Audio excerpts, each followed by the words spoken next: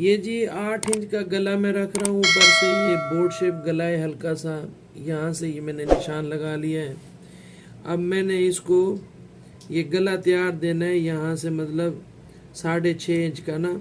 अब ये कट खुलेगा, ये 1.5 इंच का कट, यहाँ से मैं इसको ये निशान लगा लिया है, देख सकते हैं